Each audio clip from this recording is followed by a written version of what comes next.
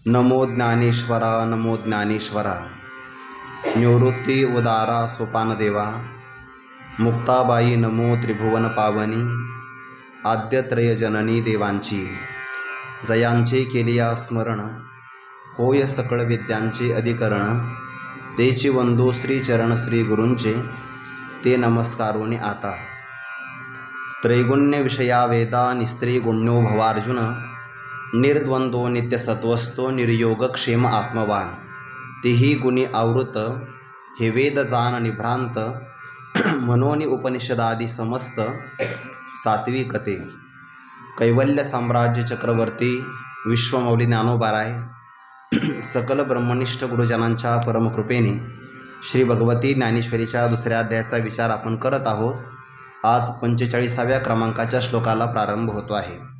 या अगोदर आपण या परमार्थ मार्गामध्ये असणाऱ्या किंवा जगतामध्ये आढळणाऱ्या दोन प्रकारच्या बुद्धींचा विचार भगवंताच्या मुखारविंदातून जो प्रगट झाला त्याचा थोडासा आपण विचार केला आहे।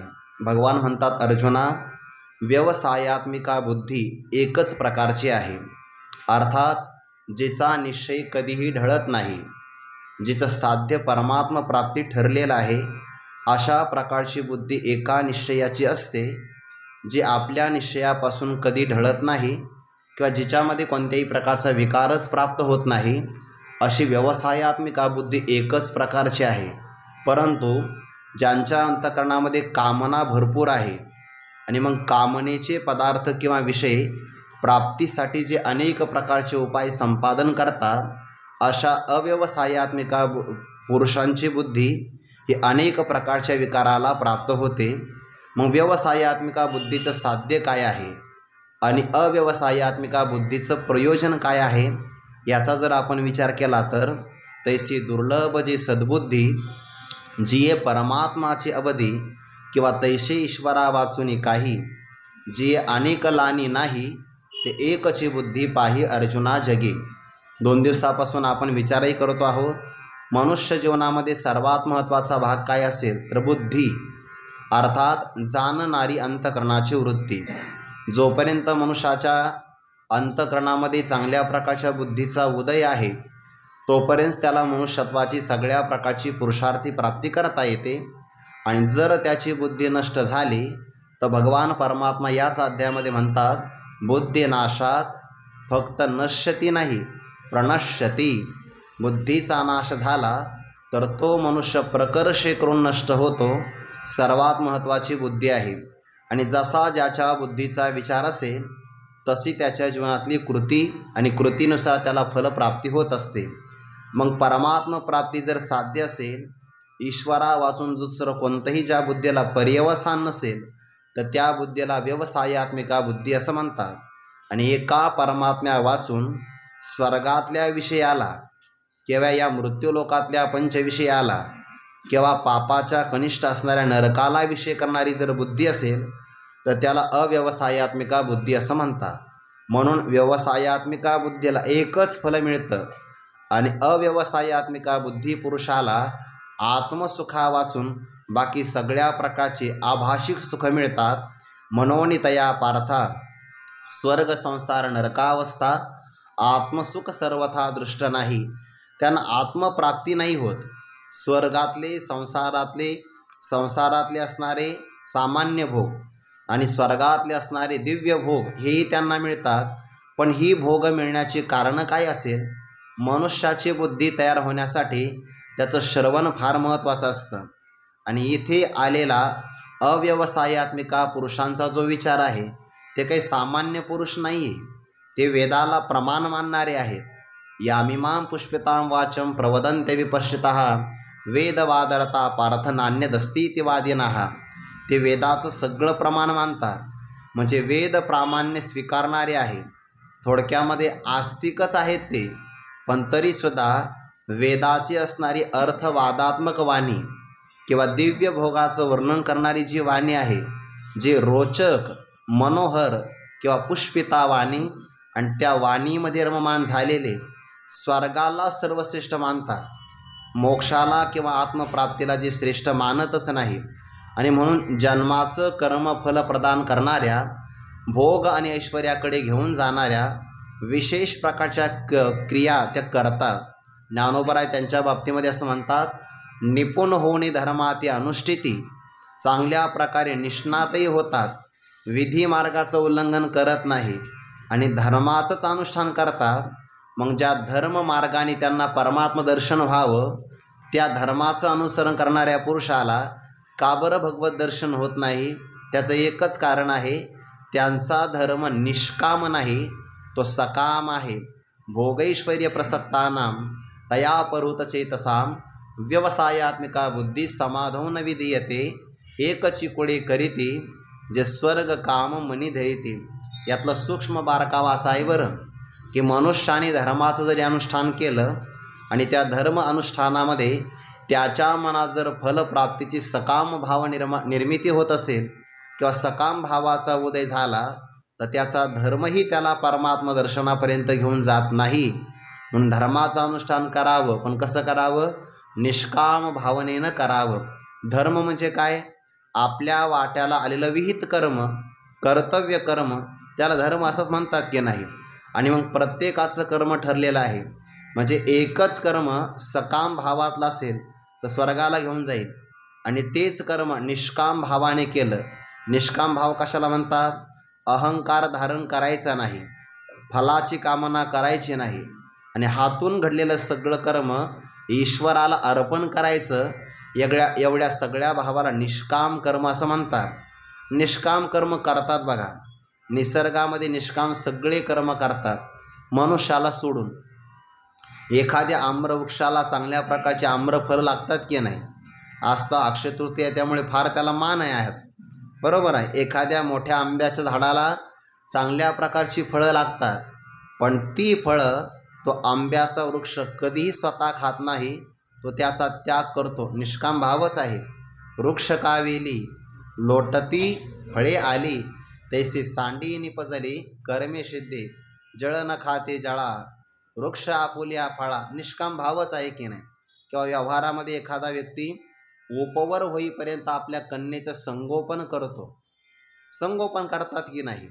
पण एकदा ती उपवर झाली तर विवाह प्रसंगाला तो असणारा पिताश्री त्या कन्येचं कन्यादान करतो. निष्काम भावच आहे ना. आपल्या स्वतःच्या कन्येला जन्म देतो, पण तरीसुद्धा त्या कन्येनं म्हातारपणामध्ये माझं संगोपन करावं, मला आधार द्यावा, अशी मात्र ते वडील अपेक्षा करत नाही. हाही निष्कामच भाव आहे. व्यवहारामध्ये जर सगळ्या प्रकारची कार्यक्रम निष्कामता बांधता येते तर परमार्थामध्ये बांधण्यासाठी काय अडचण आहे? मनुष्याचं कर्म निष्काम असेल तर ते देवापर्यंत घेऊन जातं, नाहीतर स्वर्गाला नेतं. आणि एखाद्याचं भजन कदाचित जर ते सकाम असेल तर ते संसाराची प्राप्ती करून देतं. ते म्हणायला जरी भजन असेल तर भगवत दर्शन मात्र होणार नाही. ज्ञानोबारांच्याच ओव्या आहे, किंबहुनाईसे भजन ते संसाराचेच साधन, एर फळ भोगतो स्वप्न नाव भरी दिसे, किंवा जयाची भजने भोगासाठी. त्यामुळं ते भजनही त्यांना परमात्मा दर्शन देत नाही. या सगळ्याचा अर्थ काय होतो आहे? आपल्या वाट्याला आलेलं कर्तव्य कर्म, ज्याला धर्म असं म्हणतात, तो मनुष्याने निष्काम भावाने त्याचं आचरण करावं, म्हणजे तो भगवत दर्शनापर्यंत आपल्याला घेऊन जाण्यासाठी समर्थ होतो. अन्यथा तोच धर्म आपल्याला स्वर्गाला घेऊन जातो. म्हणजे सकाम भावाचा धर्मही स्वर्गाला नेतो. एखाद्याची साधना जर मंद असेल तर ती मंद साधनाही त्याला योग भ्रष्ट करण्याच्या अगोदर स्वर्गातच घेऊन जाते की नाही? आणि तिथे गेल्यानंतर हा अंतराय अवचिता का उडवला भगवंता, ऐसा देवी भोग भोगिता अनुतापे नित्य. या सगळ्या तात्पर्याचा जर विचार केला म्हणजे पूर्वमीमांसक, वेदाला प्रमाण मानणारा, विधीचं उल्लंघन न करणारा, निपुण होऊन धर्माचं अनुष्ठान करणारा सुद्धा जर स्वर्गात जात असेल तरी भगवान परमात्मा त्याला दुर्बुद्धी म्हणतात. आणि इथे जर आपण परमार्थ करून सामान्य प्रसिद्धीची, लोकसन्मानाची किंवा थोड्या अल्पशा द्रव्याची अपेक्षा करत असेल आणि आपण स्वतःला जर सद्बुद्धी समजत असाल तर ते मात्र आपल्या भ्रमाचं लक्षण आहे. असा त्याचा कैमोत्तिक न्यायाने अर्थ होईल की नाही? वेगळा अर्थ घेण्याचं कारण नाही. मग स्वर्गाला प्रतिपादन करणारा हे वेदच आहे आणि त्या स्वर्गाला प्रतिपादन करणाऱ्या वेदाचं अनुसरण करणारा दुर्बुद्धी आहे. मग आम्ही आमच्या जीवनामध्ये काय करावं? भगवान म्हणतात, अर्जुना, वेदाने ज्या विषयांचं प्रतिपादन केलं त्यामध्ये तू रममान होऊ नये आणि वेदाचं असणारं तात्पर्य ग्रहण कसं करावं याचा विचार परमात्मा 45व्या आणि 46व्या श्लोकामध्ये प्रतिपादन करतात. या दोनही श्लोकांचं युग्म आहे आणि विशेषतः पुढे 46व्या क्रमांकाच्या श्लोकामध्ये दृष्टांत प्रतिपादन करून सिद्धांताचं भगवंतांनी स्पष्टीकरण केलं.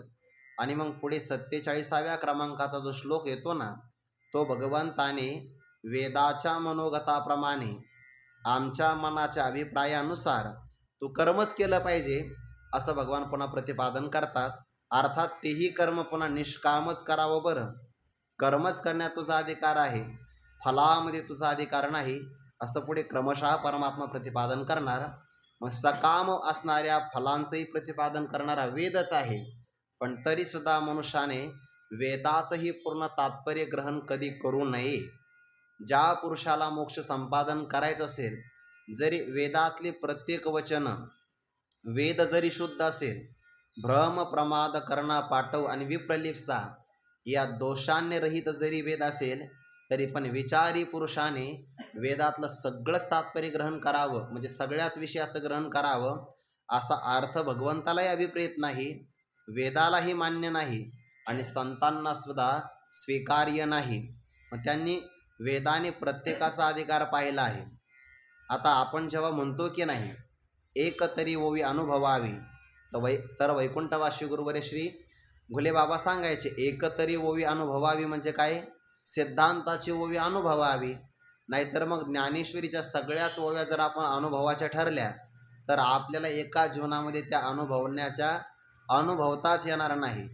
काही काही ओव्या तर आपल्या पथ्यावर येतील, म्हणजे आपल्याला असं वाटेल की बरं झालं बा, या ओव्या म्हणजे आपली सुटका झाली. तुम्ही व्रत नियमन करावे, शरीराते न पिडावे, दोरी केही न वाचावे, तीर्थाशिगा. एखाद्याला म्हणलं का हो तुम्ही काही व्रत करत नाही, नियम करत नाही, पहिले तर तुम्ही एकादशीचं व्रत करायचे, मग तो म्हणतो एक तरी ओवी अनुभवावे, तुम्ही व्रत नियम न करावे. अशा ओव्याचा अनुभव नाही घ्यायचा, सिद्धांताच्या ओवीचा आपल्याला अनुभव घ्यायचा आहे. तसं वेदाचं सुद्धा सगळ्याच मंत्राचं अनुष्ठान नाही करायचं.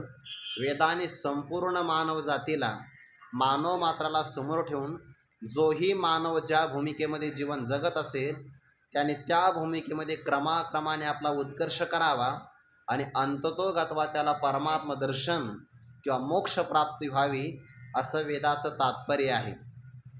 ज्याप्रमाणे एखादा विद्यार्थी त्या अंगणवाडीमध्ये प्रवेश घेतो, जुन्या काळात अंगणवाडी होती, आता त्याच्याही अगोदर 2-4 वर्ग आलेले आहेत. त्याच्याही अगोदर मोठा शिशू, लहान शिशू असे त्याचे वर्ग आले, तो भाग सोडून द्या. पण मग क्रमाक्रमाने त्याला पहिल्या वर्गापासून 10व्या किंवा 12व्या वर्गापर्यंत त्याला नेलं जातं की नाही, तसं वेदाने सुद्धा प्रत्येक मानव मात्राच्या अंतकरणाच्या भूमिकेचा आणि अधिकाराचा विचार करून त्यासाठी ती साधना सांगितली आहे. वेदाचं सुद्धा त्यामध्ये तात्पर्य नाही असा त्याचा अर्थ आहे. मग वेद विषय कशाला करतो आणि अर्जुना तू कसा विवेक करावा, तो विचार परमात्मा पुढच्या 45व्या श्लोकामध्ये सांगतात. त्रैगुण्य विषयाः वेदाः निस्त्रैगुण्यः भव अर्जुन, निर्द्वंद्वः नित्यसत्वस्थः निर्योगक्षेम आत्मवान. हे अर्जुन, अर्जुन म्हणजेच काय? ज्याचा स्वभाव रुजू आहे, म्हणजे ज्याच्या मनामध्ये कोणत्याही प्रकारची संदेहाची गाठ नाही, ज्याला संशय कोणत्या प्रकारचा नाही, सरळ मनाचा, त्याला रुजुत्वात अर्जुन असं म्हणतात. अर्जुन शब्दामध्ये रुजू शब्दाचा भाव आलेला आहे आणि रुजू म्हणजे आर्जव संपन्न ज्याचं जीवन आहे, ज्याच्या मनात, वाणीत आणि कर्मात एक वाक्यता, त्याला अर्जुन असं म्हणतात. आणि सामान्य मग बाकीच्या लोकांचा विचार केला तर ज्यांच्या मनात एक, वाणीत दुसरं आणि करण्यामध्ये पुन्हा तिसरंच असा प्रकार असतो, तो काही भगवद्गीतेचा किंवा परमार्थाचा अधिकारी होऊ शकत नाही. हे अर्जुन, वेदाः त्रैगुण्य विषयाः, वेद काय करतात? 3 गुणांना विषय करतात. सत्व, रज आणि तम हे प्रकृतीचे 3 गुण आहेत. आणि या गुणांचं मग कार्य आहे. कोणतं कोणतं कार्य आहे? तत्र सत्व निर्मलत्वात्, सत्वगुण शुद्ध स्वरूपाचा आहे. रजोगुण रजोरागात्मकम विद्धी, आणि तमोगुणाचा विचार केला तर तमस्त्वज्ञानजम विद्धी, मोहाला निर्माण करणारा तमोगुण, लोभाला निर्माण करणारा रजोगुण आणि ज्ञानाचं प्रकाशन करणारा सत्वगुण. पण मनुष्यामध्ये जर विचार केला तर मुळामध्ये सत्वगुणही चांगलाच असेल तरी तो गुणच आहे ना. आणि गुण शब्दाचा अर्थ तो बांधन, जो बंधनामध्ये टाकू शकतो. म्हणून 3 गुणांचा असणारा संपूर्ण हा संसार आहे. आणि या संसाराचं प्रगटीकरण करणारा, संसाराचं वर्णन करणारा किंवा संसाराचं प्रकाशन करणारा हाच वेदाचा विषय आहे. म्हणजे थोडक्यामध्ये इथे भगवंताला एक सांगायचं आहे की अर्जुना, कर्मकांडाचं प्रतिपादन करणारा वेद हा संसाराचं प्रकाशनच करतो आहे. आणि वेदाचा शिरोभाग, ज्याला वेदांत उपनिषद असं म्हणतात, तो भाग मात्र परमात्म्याचं प्रकाशन करणार आहे. पण प्रस्तुत क्रमप्राप्त जर आपण विचार केला तर त्रैगुण्य विषयाः वेदाः, वेदाचा सत्व, रज आणि तम या 3 गुणांचं प्रकाशन करावं किंवा 3 गुणात्मक असणाऱ्या संसाराचं प्रकाशन करावं, हाच वेदाचा विषय आहे. तू काय कर, तू मात्र नैस्त्रैगुण्यः भव, तो 3 गुणांचं उल्लंघन करणारा हो. तमोगुणामध्ये अडकू नको, रजोगुणाच्या लोभाला प्राप्त होऊ नको. आणि या 2 गुणांची निवृत्ती करण्यासाठी सत्वगुणांचा स्वीकार जरी केला तर एका भूमिकेमध्ये सत्वगुणालाही टाकून दे, त्याही गुणामध्ये तू अडकू नको. म्हणजे वेदाने वर्णन केले 3 गुणाचं, एकाही गुणामध्ये अडकायचं नाही. या 3 गुणांचं तू उल्लंघन करायचं आहे. तमोगुण आणि रजोगुण यांचं उल्लंघन करण्यासाठी सत्वगुणाचं साह्य घेतलं पाहिजे. पण एका भूमिकेमध्ये सत्वगुणही टाकला पाहिजे. आपण ते उदाहरण कायम पाहतो. एखाद्या व्यक्तीच्या पायामध्ये जर काटा रुतला असेल तर पायातला काटा काढण्यासाठी आपण दुसरा काटा घेतो. पायातला काटा काढून टाकला, मग दुसऱ्या काट्याचे आपल्यावर उपकार आहे ना, म्हणून त्याच्यावर प्रेम नाही करायचं. त्यालाही सुरक्षित ठिकाणी टाकून द्यायचं, रस्त्यावर नाही. दुसऱ्याला पायामध्ये घुसू शकतो. मग कल्पना करा, एखादा व्यक्ती मला नाही ना, या काट्याचे उपकार आहे, मी याला आता वरच्या खिशामध्ये ठेवीन. पहिला तरी काटा तळपायामध्ये रुतला होता, दुसरा तर कदाचित हृदयामध्ये जाण्याची शक्यता आहे. तसा रजोगुण आणि तमगुण टाकूनच द्यायचा आहे. पण त्याला टाकण्यासाठी सत्वगुणाचा स्वीकार केला की कालांतराने सत्वगुणाचा अभिमान टाकता आला पाहिजे. आणि सत्वगुण हा प्रामाणिक आहे, त्यामुळे एकदा त्याचं कार्य संपलं की तो स्वतः निवृत्त होतो. ज्या व्यक्तीला मी फारच ज्ञानी आहे, मी सात्विक जीवन जगणारा आहे, असा भाव असेल तर त्याच्याही मनामध्ये सत्वगुणाचा इगोच आहे असा याचा अर्थ होतो ना. आणि तोही टाकताच आला पाहिजे. म्हणून निस्त्रैगुण्य हा भवः, अर्जुना तो 3 गुणांचं उल्लंघन करणारा हो. देवा, 3 गुणांचं मी उल्लंघन कसं करावं? कारण 3 गुणाचे आपापले प्रभाव होतात. भगवान म्हणतात यासाठी तू निर्द्वंद्वः भव, शीत उष्ण, लाभ हानी, जय अजय, सुखदुःखाचा विचार पाठीमागे आला ना. मान अपमान, निंदा स्तुती, हे सगळे द्वंद्व आहे. द्वंद्व म्हणजे युग्म, यांची जोडीच आहे बरं. एकदा सुखाचा आविर्भाव झाला की कालांतराने दुःख होतच असतं, आणि दुःख आलं की कालांतराने सुख प्राप्तही होत असतं. या सुख आणि दुःखाचं चक्र आहे. ज्ञानोबा म्हणतात बघा शरीराच्या बाबतीमध्ये, देह तव पाचाचे झाले, कर्माच्या गुणी गुंतले, भव तसे चाकी सुधले जन्म मृत्यूच्या. हे कर्माच्या धाग्यामध्ये बांधलेलं आहे. म्हणजे सुखही कायम मिळत नाही आणि दुःखही कायम मिळत नाही. यांना सहन करणारा हो. मात्रा स्पर्शासु कोणतेय, शीतोष्ण सुख दुःखदाहा, आगमा पायीनहा, हे येणारे जाणारे आहेत. आणि मग 3 गुणाचं उल्लंघन ज्याला करायचं असेल त्याला पहिल्यांदा द्वंद्व सहन करता आलं पाहिजे. प्रभो, द्वंद्व सहन करायचं असेल तर आम्ही काय करावं? नित्य सत्वस्थः भव, तो कायम सत्वगुणामध्ये राहणारा हो. द्वंद्वाचं उल्लंघन त्यालाच करता येतं जो कायम सत्वगुणामध्ये राहू शकतो. बरं, मुळामध्ये अगोदर 3 गुणाचं उल्लंघनच करायचं आहे. पण 3 गुणांचं उल्लंघन एकाएकी नाही ना करता येणार, म्हणून त्यासाठी सत्वगुणाचा अंगीकार केला पाहिजे. मनुष्याचा आहार सात्विक, संगती सात्विक, श्रवण सात्विक, दर्शन सात्विक, हे सगळं सात्विक असेल तर तो सत्वगुणामध्ये राहतो. आणि सत्वगुणामध्ये राहणारा पुरुष कायम सुखी, शांत आणि समाधानी राहतो. पण सत्वगुणामध्ये जर राहायचं असेल, निर्द्वंद्व व्हायचं असेल, तर कधी कधी आपल्याला तहानभूक सतावतात. भगवान त्यासाठी म्हणतात, द्वंद्वाचं उल्लंघन करायचं असेल तर मग मात्र नित्य सत्वस्थ व्हावं लागेल. पण प्रभो, प्राणाचा धर्म असा आहे की मनुष्याला भूक लागली की त्याला अन्नच पाहिजे, आणि तहान लागली की त्याला जल पाहिजे म्हणजे पाहिजेच. मग नित्य सत्वस्थ मला कसं होता येईल? कधी ना कधीतरी मला स्वतः शरीराची काळजी करावी लागेल की नाही? भगवान म्हणतात त्यासाठी तो निर्योग क्षेम भव. योग आणि क्षेमाची काळजी करू नको. मनुष्यच फक्त काळजी करतो बरं. आणि आपली काळजी आणि आपली चिंता ही विमा कंपन्याच्या पथ्यावर आहे.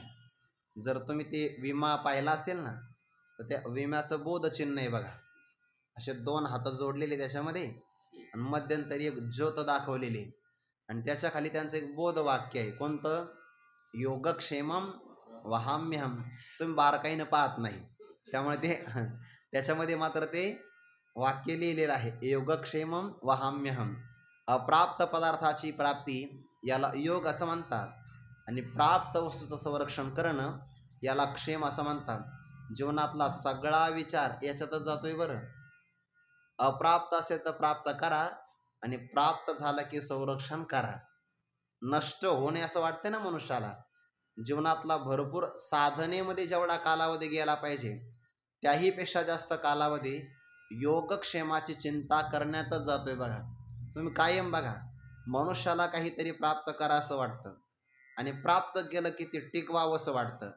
मग ते धन असेल, नाहीतर धान्य असेल, किंवा पुढे जाऊन सांगू प्रतिष्ठा असेल. मनुष्याला प्रतिष्ठा कमवावीशी वाटते, आणि कमवल्यानंतर तो वाढविण्याचा प्रयत्न करतो. नाही वाढली तर कमीत कमी त्याला वाटतं जेवढी आपण प्रतिष्ठा कमवली तेवढी तर टिकली पाहिजे ना. हे सगळीकडे आहे योगक्षेम, आणि योगक्षेमामध्ये सगळं आयुष्य निघून जातं.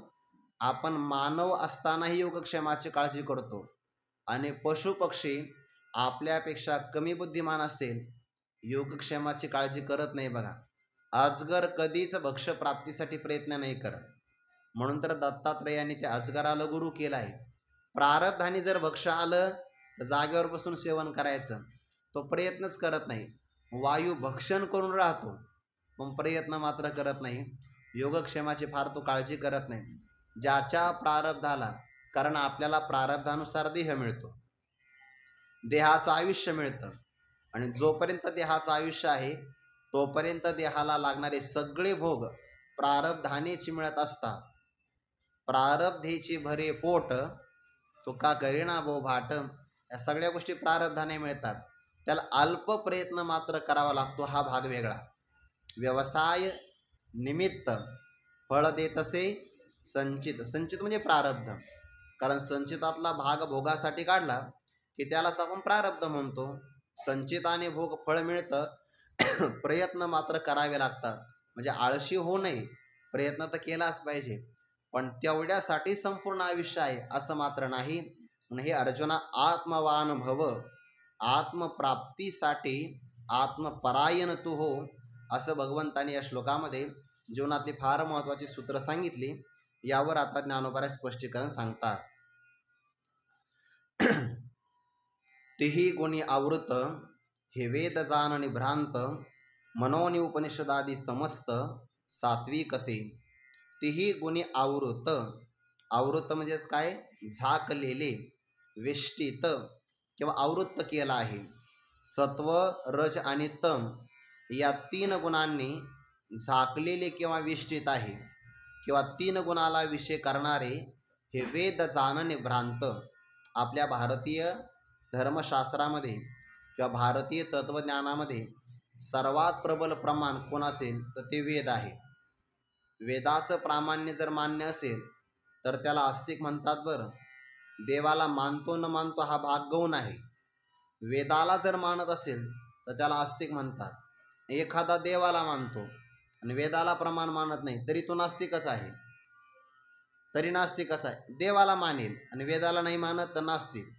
एखादा वेदाला मानतो आणि देवाला नाही मानत तरी तो आस्तिक. म्हणजे वेदाचं प्रामाण्य इतकं महत्त्वाचं मानलं आहे. कारण वेदामध्ये नास्तिको वेदनिंदकाः, जे नास्तिक असतात ते वेदाची निंदा करतात म्हणून त्यांना पाखंडी म्हणतात. आणि म्हणून वेदामध्ये भ्रम, प्रमाद, कर्णापाटव आणि विप्रलिप्सा यापैकी कोणताही दोष नाही. म्हणजे वेद जरी पौरुषेय वाणीमध्ये येणारे दोष वेदामध्ये येत नाही म्हणून त्याला अपौरुषेय शब्दराशी असं म्हणतात. पण तरीसुद्धा वेद मात्र 3 गुणांनीच आवृत्त आहे. सत्व, रज आणि तम या 3 गुणात्मक सगळा प्रपंच किंवा संसार आहे. आणि संसाराचं वर्णन करणारा वेद आहे कर्मकांडाच्या द्वारे. म्हणून अर्जुना, या वेदातला एक भाग मात्र सात्विक आहे. कोणता? हे बघा, 3 गुण असेल ना तर मग तमोगुणाचं वर्णन करणारा वेदाचा भाग वेगळा आहे. रजोगुणाच्या द्वारे वर्णन करणारा स्वर्गादिकांच्या भोगाचा भाग आहे. आणि मग सत्वगुणाचा वेदामध्ये भाग असेल तर तो उपनिषदाचा आहे की ज्यामध्ये आत्मप्राप्ती कशी करावी याचा विचार केलेला आहे. म्हणून या कारणामुळे उपनिषद ज्याच्यामध्ये आदी आहे, प्रारंभाला आहे, उपनिषदादी समस्त सात्विकते. याचा विचार अर्थ कसा होईल? पुढे पण ओवीमध्ये अर्थ येतोच आहे. एर रजतमात्मक जेथ निरूपीचे कर्माधिक, जे केवळ स्वर्ग सूचक धनुर्धरा, मनोनी तू जान, हे सुख दुःखासीच कारण, येत झने अंतकरण रिगो देशी. येथे झने शब्द आला ना तर तो निषेध अर्थाने येत असतो. रिगो म्हणजे प्रवेश करणं आणि रिगो देशी म्हणजे प्रवेश करशील. पण झने शब्द आला की अर्थ काय होतो? प्रवेश करू देऊ नको किंवा आपलं मन तिकडे जाऊ देऊ नको. झने हा मराठीतला निषेधार्थक अव्यय शब्द आहे. बरं, अव्यय आहे पण निषेध करणारा आहे. 3 गुणांनी आवृत्त असणारा वेद आहे. आणि मग वेदाचा जर आपण विभाग केला तर वेदाचा एक अंतिम भाग आहे ज्याला वेद अंत म्हणजे वेदांत म्हणतात. वेदाचा अंतिम भाग आहे म्हणजे शेवटचा भाग आहे किंवा अंत शब्दाचा एक अर्थ होतो निर्णय. मग वेदाचा निर्णय काय आहे? ब्रह्मप्राप्ती. त्याला वेदांत किंवा उपनिषद प्रमाण असं म्हणतात. वेदांतो नाम उपनिषद प्रमाणम. मग वेदाचा अंतिम भाग सात्विक आहे आणि त्याच्या अगोदर येणारा जो वेदाचा भाग आहे तो कर्मकांडाचं निरूपण करणारा किंवा सकाम उपासनेचं प्रतिपादन करणारा असल्यामुळे तो रजोगुणात्मक, काहीसा तमोगुणात्मक, जारण मारण जे कर्म केलं जातं ना ते वेदामध्येच आलेलं आहे. मग ते तमात्मक आहे.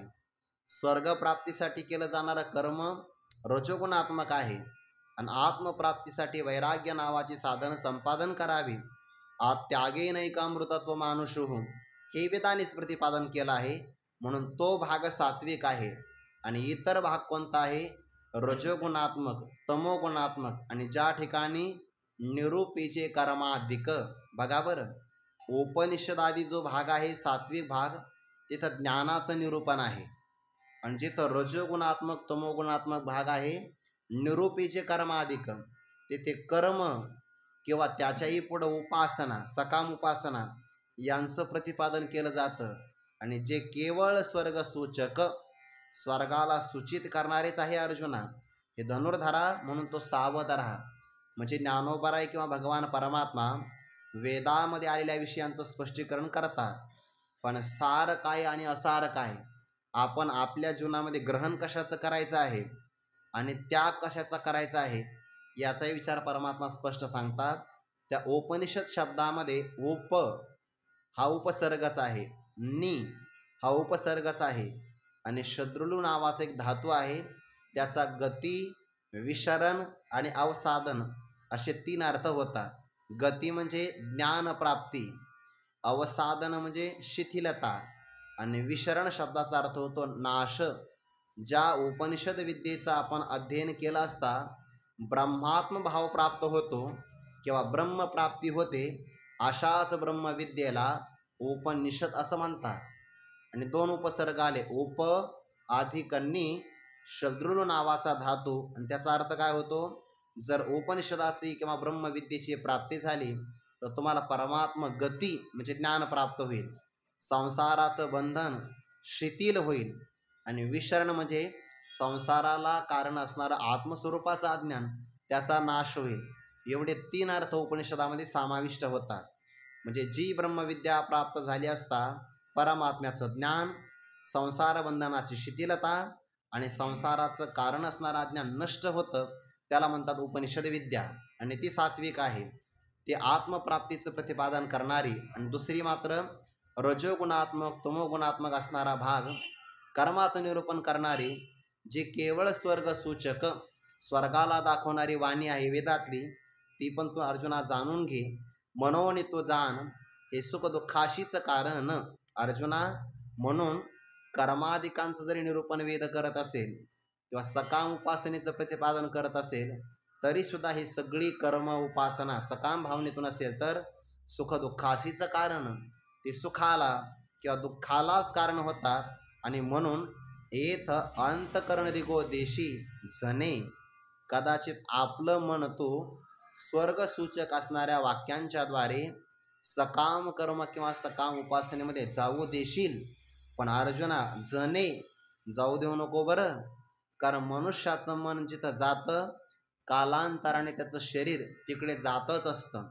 पहिल्यांदा मनुष्याचं मन धावत असतं, हा नियमच आहे मानसशास्त्राचा. आणि एकदा मनुष्याचं मन तिथपर्यंत गेलं की ते मन इंद्रियाला घेऊन जातं. आणि इंद्रियाला एकदा नेलं की शरीरही जातं. बघा, कधी कधी असं घडतं, इंद्रिय मनाला घेऊन जातात. इंद्रियानी प्रमाथिनी हरंती प्रसभम मनाहा, प्रमथनशील असणारी इंद्रिय मनाला घेऊन जातात. किंवा उच्छृंखळ असणारं मन कधी कधी इंद्रियाला आणि शरीराला घेऊन जातं. म्हणून तो आपलं मनच जाऊ देऊ नको.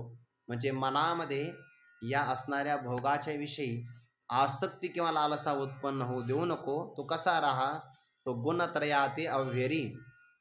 भगवंताने पुढे सांगितलं बरं, सत्वगुण जरी चांगला असेल तरी पण परमात्मा प्राप्तीसाठी त्याचंही बंधन सोडावं लागतं. गुणत्रयाते अव्यरी, मी माझे हे न करी एक आत्मसुख अंतरी विसंबझनी. ज्ञानोबारांचा शब्द फार गोड आहे बरं. इतर असणाऱ्या महापुरुषांनी निर्द्वंद्व या पदाचा सुख दुःख, लाभ हानी, जय पराजय, लाभ अलाभ असे अर्थ केले. ज्ञानोबारांनी द्वंद्व शब्दाचा आणि नित्य सत्वस्थ शब्दाचा अर्थ करत असताना मी माझे हे सगळ्यात महत्त्वाचं द्वंद्व आहे. ज्या पुरुषाचा अहंकार जातो आणि माझेपणा म्हणजे ममत्व जातं, त्याचा परमार्थातला प्रवास पूर्ण होऊन जातो. सुखदुःखाला कारण बाकीचा कोणताही पदार्थ नाही, सुखदुःखाला कारण आपली ममता आणि आपल्या ठिकाणी असणारी अहंताच कारण आहे. सामान्य उदाहरण आहे, जेव्हा आपल्याला गाढ झोप लागते, गाढ झोप बरं, डीप म्हणतात त्याला, एकदम गाढ झोप लागली तर त्या झोपेच्या अवस्थेमध्ये आपल्याला माझं काय काय आहे हे आठवत नाही, त्याचे पुढे मी कोण आहे हे आठवत नाही. मग सामान्य असणाऱ्या झोपेमध्ये किंवा सुषुप्ती अवस्थेमध्ये जर आपल्याला थोडासा मीपणा आणि माझेपणाचा विसर पडला तर मनुष्य काय म्हणतो, मला फार आनंद मिळाला, मी सुखाने झोपलो होतो. सामान्य ही अवस्था अज्ञानाने आवृत्तच आहे. पण मीपणा आणि माझेपणा जर विसरला गाढ झोपेमध्ये तर एवढी सुखप्राप्ती होते. तोच मीपणा आणि माझेपणा जागृतीमध्ये जर विसरला तर मनुष्य आहे त्या परिस्थितीमध्ये का बरं समाधानी होणार नाही. पण आपण आपल्या अहंकाराला पुष्ट करतो आणि ममतेचे पदार्थ वाढवत राहतो. म्हणूनच आपल्याला शाश्वत असणारी शांती मात्र मिळत नाही. पण अर्जुना, तू मात्र गुणत्रयाते अव्यरी, या 3 गुणांचा त्याग कर. मी, शरीराला मी म्हणू नको, आणि नातेसंबंधात जे आहे ते माझे असंही त्यांना म्हणू नको. एक आत्मसुख अंतरी विसंबजनी, आपल्या अंतरंगामध्ये एक आत्मसुख आहे. ज्या सुखासाठी फक्त वृत्ती एकदा अंतर्मुख केली की त्याला सुखाची प्राप्ती कायमच प्राप्त होत असते. त्यासाठी प्रयत्न करावे लागत नाही. एका वाक्यामध्ये परमार्थाची व्याख्या सांगता येईल. जेव्हा मनुष्य सुखाकरता बाहेर धाव घेतो तेव्हा त्याला प्रपंच म्हणा, आणि सुखासाठी जेव्हा मनुष्य आतमध्ये शोध घेतो तेव्हा त्याला परमार्थ म्हणा. आत्मसुख अंतरी म्हणून तर आपल्या जवळच आहे. फक्त आपल्या ते लक्षात येत नाही. त्या मृगाच्या नाभीमध्ये कस्तुरी असते आणि त्याला त्याचा सुगंध येतो, सुगंधाने तो वेडा होतो आणि त्या सुगंधाच्या प्राप्तीसाठी सगळ्या जंगलामध्ये भरकटत होतो, सगळ्या जंगलामध्ये थकतो आणि मग थकल्यानंतर एकाग्र झाला की त्याच्याच नाभीमध्ये असणारा सुगंध कण त्याला सेवन करायला मिळतो. पण केव्हा? जर त्याचं मुख आंतरमुख झालं तर, म्हणजे माघारी फिरलं तर. आणि जर तो बाहेरच पाहत असेल तर मग त्याला ते मिळत नाही. किंवा मोठेवरची असणारी जी बैल असतात ते बाहेरचं पाणी त्यांना पिता येत नाही. जर त्यांनी आपली मुख माघारी फिरवली तर त्यांना त्या थारोळ्यातलं पाणी पिता येतं. तसं साधकाने जर आपल्या अंतकरणातली वृत्ती किंवा इंद्रिय जर माघारी फिरवली तर त्याला आत्मसुखाची नित्य प्राप्तीच आहे. मनुष्याला एक दिवस जरी आत्मसुख नाही ना मिळालं तर तो वेडा होतो बघा. बहुधा हे आपल्याला लक्षात येतं, एखाद्या मनुष्याचा रात्रभर प्रवास झाला असेल आणि भगवंताची योजना आहे जीवाने दिवसभर किती श्रम केले तर विश्रांतीसाठी त्याला आपल्या आत्म्याकडेच यावं लागतं. विषयामध्ये समाधान नाही होत, त्याला विषयांचा परित्याग करावाच लागतो. सगळ्याला विसरल्यानंतर असं काही नसतं बरं की चांगल्या प्रकारची गादी असेल म्हणजे झोप लागेल. झोपेसाठी मनुष्याचं त्या दिवशीचं प्रारब्ध संपलेलं पाहिजे आणि त्याचे प्रामाणिक कष्ट झालेले पाहिजे. मग तो ज्ञानोबांच्या पालखी सोहळ्यामध्ये चालला तर ढेकळातही झोपू शकतो. झोपेसाठी काही अनुकूल सगळी व्यवस्था असावी असं काही नसतं. पण मनुष्याला जर झोप आली ना ते सगळं विसरतो बघा.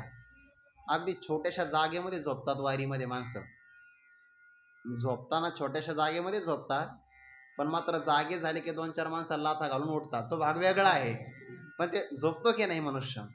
गाढ झोपेमध्ये जर त्याला सुख मिळतं आहे तर त्या सुखाची जर त्याला एखाद्या दिवशी प्राप्ती नाही झाली, प्रवासाने म्हणावं किंवा कशाने, तर त्याची कायम दिवसभर चिडचिड होते बघा. काही काही माणसं नाराज राहतात आणि मग आपण होतो, का हो तुमची झोप नाही झाली का, असं म्हणतात ना व्यवहारामध्ये. का? कारण रात्री त्याला त्याची वृत्ती त्या सुखामध्ये निमग्न होते आणि प्रसन्न टवटवी झाली त्याची वृत्ती की सकाळी तो व्यक्ती समाधानी होतो. एक दिवसही मनुष्याला जर आत्मसुख नाही ना मिळालं तर तो नाराज होऊन राहतो बघा. इतकं महत्त्वाचं आहे. मग तुम्ही असं म्हणाल की मग झोपेमध्ये जर आत्मसुख मिळतं तर पाठ कशाला ऐकायचा, हे कळण्यासाठीच ऐकायचं आहे. कारण ती आवृत्त आहे, आपल्याला मात्र अनावृत्त सुख प्राप्त करायचं आहे. आत्मसुखाच्या प्राप्तीमध्ये पूर्णता नाही आहे, ते आत्मसुख ब्रह्मसुखामध्ये परिवर्तित झालं पाहिजे, तेव्हा त्याच्यामध्ये पूर्णता आहे. म्हणून अर्जुना, अंतरी म्हणजे आपल्या अंतकरणामध्ये, शुद्ध अंतकरणामध्येच आत्मसुख प्राप्त होतं बरं. ते देवर्षी नारदांची भागवतामध्ये कथा आलेली आहे. व्यास नाराज झाले, मग व्यास महर्षींचा असंतोष घालविण्यासाठी देवर्षी नारदांनी त्यांना उपदेश केला.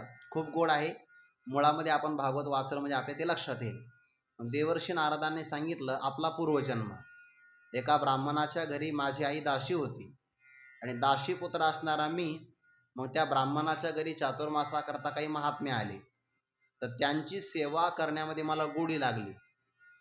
सत्संग सेवा, महापुरुषांची सेवा वाया जात नाही आणि त्या सेवेमुळे भगवंताची त्यांना दृढ भक्ती प्राप्त झाली. महात्म्यांनी त्यांना काही उपदेशाचा विधी वगैरे सांगितला आणि ते महात्मे निघून गेले. आता एकुलता एक मुलगा आहे, आई काळजी करते आहे, त्यामुळे संसारातून काही बाहेर निघता नाही आलं. पण एके दिवशी मात्र त्यांच्या आईला सर्पदंश झाला. तर तिथं नारदांचं वचन असं आहे, तदा तद अहम ईशस्य भक्तानां शम अविप्सताः अनुग्रहम मन्यमानः प्रातिष्ठम दिशम उत्तराम. ते असं म्हणतात नारदजी, जेव्हा माझ्या मातेला सर्पदंश झाला तेव्हा भक्ताचं कल्याण करण्याची अपेक्षा करणाऱ्या परमात्म्याचा तो अनुग्रहच आहे असं मी मानलं. म्हणजे मातेचा वियोग जरी झाला प्रपंचामध्ये तरी तो देवाचा अनुग्रह आहे आणि देवाचा हाच अनुग्रह असतो. देव भक्ता लागी करून येती संसार, अंगे वारावार करून ठेवी. आणि मग अनेक उत्तर दिशेला निघाले, अनेक देश, वन, उपवन, बगीचे, तलाव सगळ्या प्रकारचं उल्लंघन केल्यानंतर एका चांगल्या जागेमध्ये थांबले आणि मग जसं साधूने विधान सांगितलं तशी त्यांनी आराधना केली. ती आराधना केल्यानंतर परमात्मा प्रसन्न झाले आणि एक भगवंताची अंतकणामध्ये सुखाची झळक लागली, पण भगवान पुन्हा अदृश्य झाले. नारदांची तळमळ झाली की हे सुख मला का मिळत नाही. भगवान तेव्हा आकाशवाणीनं बोलले की आता या जन्मामध्ये तुम्हाला माझं दर्शन नाही होणार. अविपक्व कषायानाम दुर्दर्शोहम कुयोग्य नाम. ज्यांच्या वासना पूर्ण नष्ट झालेल्या नसतात त्यांना मी दर्शन देत नाही. मला त्याचा नाही विस्तार करायचा. ज्याच्या अंतकरणामध्ये अशुद्धी असते त्यांना परमात्मा किंवा आत्मसुख मिळत नाही, पण ज्याचं अंतकरण शुद्ध असतं त्याला मात्र तिथेच परमात्मा दर्शन मिळतं. मानापमान गोवे अवघे गुंडोने ठेवावे, हेचे देवाचे दर्शन सदा राही समाधान. ते आत्मसुख आहे अंतरी, आणि त्याला मात्र कधी तू विसरू नको. अर्थात त्या सुखाच्या प्राप्तीसाठी तू दृष्टी ठेव. आता या श्लोकाचं पुढील श्लोकाचं वर्णन करत असताना दोन प्रकारची संगती सांगितली आहे. भगवंताने काय सांगितलं मागच्या श्लोकामध्ये, त्रैगुण्य विषया वेदाः निस्त्रैगुण्यो भव. 3 गुणाला विषय करणारे वेद आहे, तो मात्र 3 गुणांचं उल्लंघन कर. म्हणजे वेदाने प्रतिपादन केलेल्या सकाम कर्माचं किंवा सांसारिक भोगामध्ये आसक्त होऊ नको, त्यांचं उल्लंघन कर. योगक्षेमाची काळजी करू नको, निर्द्वंद्व हो. आणि मग कदाचित भक्तराज अर्जुनाने देवाला प्रश्न विचारला, जर ब्रह्मज्ञानी पुरुषाप्रमाणे मी सगळ्या कर्मांचा परित्याग केला तर त्या सकाम कर्मापासून जे काही सुख मिळतात ना, त्या सुखापासून तर मी वंचित होईल. व्यवहारामध्ये आपल्याला असं वाटतं की नाही, जर आम्ही परमार्थ केला तर मग आम्हाला व्यवहारातली सुख नाही ना मिळणार, हे आपलंच आहे सगळं प्रतिपादन. तर भगवान असं म्हणतात, असं नाही घडत. अरे व्यवहारातली सुख जलाशयाप्रमाणे आहे आणि परमार्थातलं सुख अथांग सागराप्रमाणे आहे. ज्याला अथांग सागर मिळाला त्याला व्यवहारातल्या जलाशयातलाही आनंद मिळाल्यासारखाच आहे ना, कारण जलाशयाचा अंतर्भाव त्या महान असणाऱ्या पाण्यामध्ये होऊन जातो. तसंच आहे वेदाने प्रतिपादन केलेली सकाम कर्म आणि त्या कर्मापासून जी फलं मिळतात ते ब्रह्मज्ञानी पुरुषाला आत्मप्राप्तीमध्ये आपोआपच मिळतात. त्या सुखाच्या बाबतीमध्ये 11 प्रकार आलेले जवळपास उपनिषदामध्ये. सगळ्यात जास्त आनंद मिळतो राजाला, त्या राजाचं वर्णन केलेलं आहे, त्याला मानुषानंद म्हणतात. आणि क्रमाक्रमाने तो विस्तार केला तर सर्वात मोठा आनंद आहे ब्रह्मदेवाला. आणि ब्रह्मदेवापेक्षाही जास्त प्रमाणातला आनंद एकांतवासामध्ये राहणाऱ्या, ज्याच्या मनामध्ये कोणत्याही प्रकारची विषयाची वासना नाही, अशा ब्रह्मज्ञानी पुरुषाला मिळतो. म्हणून परमार्थातल्या पुरुषांनी, ब्रह्मज्ञानी महात्म्यांनी किंवा साधकांनी असं म्हणू नये की मी जर आत्मप्राप्तीसाठी प्रयत्न करत असेल तर मला बाकीची सुख मिळणार नाही. सगळ्या बाकीच्या सुखाचा अंतर्भाव या सुखामध्येच होऊन जातो आहे. याकरिता भगवान उदाहरण देतात. असा एक अर्थ केला आहे आणि ज्ञानोबाने केलेला अर्थ याहीपेक्षा अपूर्व आहे. पुन्हा तो ओव्यामध्ये येणारच आहे. यावान अर्थ उदपाने सर्वतः संप्लुतोदके तावान सर्वेषु वेदेषु ब्राह्मणस्य विजानतः. यावान अर्थ उदपाने सर्वतः संप्लुतोदके तावान सर्वेषु वेदेषु ब्राह्मणस्य विजानतः. श्लोकाचा पदच्छेद सोपाच आहे. उदपाने म्हणजे लहान असणारा जलाशय, ज्याचा आपण उदक प्राशन करतो, जे पाणी पिण्याकरता आपण वापरतो, तेवढ्या असणाऱ्या लहान जलाशयामध्ये यावान अर्थ म्हणजे प्रयोजन. लहान जलाशयामध्ये आपलं जेवढं प्रयोजन असतं, जेवढा आपल्याला लाभ होतो तेवढाच लाभ किंवा त्याहीपेक्षा सर्वतः संप्लुतोदके तावानार्थ. संपूर्ण जलाशयाने भरलेली पृथ्वी आहे, तर त्याही जलाशयामध्ये तेवढं आपलं प्रयोजन सिद्ध होतं की नाही. उलट असं आहे, जलाशयामध्ये जास्त प्रयोजन सिद्ध होऊ शकतं. पाण्यातून तहान भागली लहान जलाशयातून, जेवढं जलाशयाचं प्रयोजन आहे तेवढंच प्रयोजन आपल्याला महान पाण्याची प्राप्ती झाली तरी प्रयोजन सिद्ध होतं ना, प्रयोजनामध्ये अडचण नाही पडत. तसं त्याप्रमाणे सर्वेषु वेदेषु यावान अर्थः. सर्व कर्मकांडात्मक वेदाने जेवढ्या विषयांचं प्रतिपादन केलं आहे आणि त्यातून एखाद्या सकाम पुरुषाला जी प्रयोजनं मिळतात तावान अर्थः, तेवढंच प्रयोजन ब्राह्मणस्य विजानतः, ज्याने परमात्म तत्वाला जाणलेलं आहे विशेष रूपाने, अशा ब्रह्मज्ञानी पुरुषाला आपल्या आत्मप्राप्तीमध्ये सगळ्या प्रकारच्या प्रयोजनाचा लाभ होतो, किंवा थोडक्यात असाही अर्थ होऊ शकतो, जलाशयातलं प्रयोजन अल्प आहे आणि महान पाण्यामध्ये फार मोठं प्रयोजन सिद्ध होऊ शकतं. तसं वेदाचं असणारं प्रयोजन अल्प आहे आणि आत्मप्राप्तीमध्ये घडणारं प्रयोजन फार मोठं आहे. म्हणून अल्प प्रयोजनामध्ये महात्मी किंवा ब्रह्मज्ञानी पुरुष रममान होत नाही. अर्जुना, तू असा विचार नको करू की मी अल्पसुखाला सोडलं तर मला महासुख मिळाल्यानंतर अल्पसुख मिळायचे राहतील ना. अरे, अल्पाचा समावेश तर महान सुखामध्ये होऊनच जाणार आहे, असा या श्लोकाचा त्यांनी केलेला अर्थ आहे महापुरुषांनी. ज्ञानोबांचा अर्थ असा या श्लोकामध्ये की इथे ज्ञानोबा म्हणतात, ज्याप्रमाणे संपूर्ण पृथ्वी जलमय झालेली आहे, तरी मनुष्याने काय करावं, जेवढी आपली तहान असेल तेवढंच पाणी घ्यावं. तसं वेदाने अनेक प्रकारच्या विषयांचं प्रतिपादन केलेलं आहे, तरी पण मुमुक्षु असणाऱ्या साधकाने जेवढं आपल्या उपयोगाचं आहे तेवढंच घ्यावं, असा ज्ञानोबाचा सुलभ अर्थ पुढे प्रकट होतो आहे. जरी वेदे बहुत बोलिले, विविध भेद सुचिले, तरी आपण ही तापुले तेची घेपे. सरळ अर्थ लागून जातो. महापुरुषांनी केलेला अर्थही योग्यच आहे, त्याला उपनिषदाचं प्रमाण आहे, पण सुलभता मात्र या अर्थाची आणखीन आपल्याला आहे. जरी वेदे, वेदे म्हणजे वेदाने, तृतीय विभक्ती आहे. जरी वेदाने बहुत बोलिले, वेदू काय काय न बोले, सगळ्या प्रकारचं वेद बोललेलाच आहे. वेदाच्या मुखारविंदातून सुटलेली आहे अशी एकही गोष्ट नाही, सगळ्याचं प्रतिपादन करणारा वेद आहे. एवढंच नाही, विविध भेद सुचिले, विविध प्रकारचे म्हणजे अनेक प्रकारचे भेद, भेद म्हणजे निवाडे किंवा निर्णय वेदाने सुचविलेले आहे. जर एखादा सकाम असेल तर स्वर्ग प्राप्तीसाठी प्रयत्न कर, निष्काम असेल तर वैराग्यासाठी प्रयत्न कर. म्हणजे जो जो अधिकारी समोर आला त्याच्यासाठी वेदाने त्या त्या प्रकारचे साधनं प्रतिपादन केलेले आहे. यालाच म्हणतात विविध भेद सुचिले, किंवा ब्राह्मण, क्षत्रिय, वैश्य आणि शूद्र हे 4 वर्ण आहे. त्यातही पुन्हा मग ब्रह्मचर्य, गृहस्थ, वानप्रस्थ आणि संन्यास हा 4 प्रकारचा आश्रम, चतुर्वर्ण आणि 4 आश्रम, या प्रत्येकाचे पुन्हा कर्म भिन्न भिन्न सांगितले आहे. विविध भेद सुचिले, आणि वेदाने पुष्कळ प्रकारचं बोलणं केलेलं आहे, तरी पण ज्ञानोबा म्हणतात आपण हित आपुले तेचे घेपे. ज्यामध्ये आपलं हित सामावलेलं असेल तेवढंच आपण घ्यावं. आता यातही पुन्हा सूक्ष्म भाग असा आहे, एखादा पुरुष निष्काम होऊ शकत नसेल, निष्काम नाही होऊ शकत, एकाएकी निष्काम कोणीच होत नसतं, आणि निषिद्ध भोगामध्ये आसक्त असेल तर निषिद्ध भोगामध्ये त्याचं हित नाही.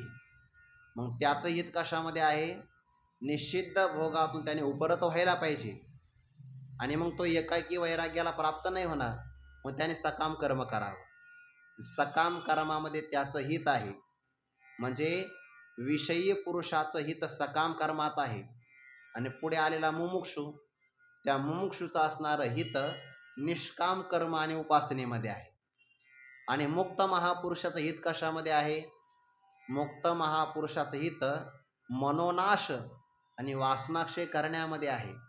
म्हणून वेदाने सगळं जरी प्रतिपादन केलं असेल तर आपला अधिकार आणि आपल्या अधिकारानुरूप असणारं साधन ज्यामध्ये आपलं हित सामावलेलं आहे तेची घेपे तेवढंच आपण घेतलं पाहिजे, आणि बाकीचं मात्र आपण त्याज्य म्हणून किंवा आपल्याकरता उपयोगाचं नाही म्हणून सोडलंही पाहिजे. उदाहरण देतात, 2 प्रकारचे दृष्टांत आहे. जैसा प्रगटली या गबसती अशेष ही मार्ग दिसते, तरी ते तुले ही काही चाली जती सांगे मज. ज्याप्रमाणे गबसती म्हणजे सूर्य उदयाला आला, अशेष ही मार्ग दिसते, जगातले सगळे मार्ग दिसू लागले, पंढरीचाही मार्ग दिसला किंवा दुसऱ्या गावाला घेऊन जाणाराही मार्ग दिसला, तर मग एकाच व्यक्तीने सगळे मार्ग चालायचे असतात का, ते तुलेही काय चाली जती, तेवढ्याही मार्गाने चालायचं असतं का, सांगे मज नाही. मग जो मार्ग आपलं कल्याण करणार आहे, ज्या मार्गामध्ये आपल्याला अडचणी येणार नाही आणि जो निश्चित मुक्कामाला घेऊन जाईल, त्याच मार्गाने आपण चालावं. सूर्याच्या उदयाने सगळे जरी मार्ग दिसले तरी पण सर्व मार्गांचा स्वीकार नाही करायचा, महामार्ग, राजमार्ग आणि त्याचा स्वीकार करायचा, हा जसा एक अर्थ आहे. दुसरं उदाहरण, का उदकमय सकळ, जरी चाहले असे महितळ, तरी आपण घेपे केवळ आरतीच जोगे. का आता म्हणजे अथवा सकळ महितळ उदकमय जरी चाहले असे, संपूर्ण असणारं पृथ्वीतल उदकमय नुसतं पाणीच पाणी सगळीकडे आहे असं जरी झालं असेल, नाही म्हणे आज मात्र भरपूर पाणी पडलं आहे, तेवढं सगळं पाणी आपण प्राशन करू, तू काही अगस्त्य नाही, सगळं पाणी प्राशन करू नये, तरी आपण घेपे केवळ आरती. आरती म्हणजे आपली असणारी उत्कट इच्छा. आपली इच्छा कुठपर्यंत असते? पाण्याकडून तहान भागविण्यापुरती, तेवढंच पाणी आपण सेवन करावं. या दोन दृष्टांतातून सिद्धांत काय सांगायचा ते ज्ञानोबाराय पुढे म्हणतात. तैसे ज्ञानी जे होती ते वेदार्था ते विवरिती, मग अपेक्षित ते स्वीकारिती शाश्वत जे. तसे ज्ञानी जे असतात ना, ब्रह्मज्ञानी महात्मे, ते काय करतात? आपल्या जीवनामध्ये हिता आणि अहिताचा विचार, तस्मा शास्त्रम प्रमाणम ते कार्याकार्य व्यवस्थितो, ते शास्त्राला प्रमाण मानतात आणि वेदाच्या असणाऱ्या अर्थाचं म्हणजे वेदामध्ये येणाऱ्या विषयांचं किंवा वेदाच्या तात्पर्याचं विवरण करतात, म्हणजे विचार करतात. आणि विचार केल्यानंतर मग आपल्याला जे अपेक्षित आहे, आता त्यांना अपेक्षित काय आहे? परमात्माची अवधी, ईश्वरा वाचून काही. जी अनेकलानी नाही त्यांना स्वर्ग अपेक्षित नाही, त्यांना अपेक्षित जे असणारं शाश्वत जे ते स्वीकारिती. अपेक्षित काय आहे? जे शाश्वत, नाश न पावणारं, अविनाशी, पूर्ण परब्रह्मतत्व हे त्यांना अपेक्षित आहे. म्हणजे काही भोग नाशिवंत भोगामध्ये रममान होतात आणि काही अविनाशी परमात्म्याच्या प्राप्तीची अपेक्षा करतात. वेदामध्ये दोन्ही मार्ग सांगितले आहे. म्हणून वेदाच्या अर्थाचं विवरण केल्यानंतर जे आपल्याला अपेक्षित आहे शाश्वत तत्व परब्रह्म, त्याचा ते स्वीकार करतात आणि सकाम कर्म किंवा सकाम उपासना त्यांच्यामध्ये मात्र ते सापडत नाही. आणि अर्जुना, आम्ही वेदाच्या अर्थाचं, तुझ्या अधिकाराचं आणि आमच्या मनोभूमिकेचा विचार करून पाहिला तर आम्हाला असं वाटतं आहे की तू कर्मच करावं, पण पूर्वमीमांसकाप्रमाणे किंवा या सकाम पुरुषाप्रमाणे करायचं नाही. कर्मण्येवाधिकार असते मा फलेषु कदाचन. कर्मच तुझा करण्यामध्ये अधिकार आहे, फलामध्ये तुझा अधिकार नाही, असा परमात्मा महत्त्वाचा उपदेश पुढे प्रतिपादन करणार आहे. तो विचार आपण उद्या पाहू. पुंडलिक वरदारी विठ्ठल श्री ज्ञानदेव तुकाराम मौली ज्ञानेश्वर महाराज की जय. जगद्गुरु तुकाराम महाराज की जय. सद्गुरु जोग महाराज की जय.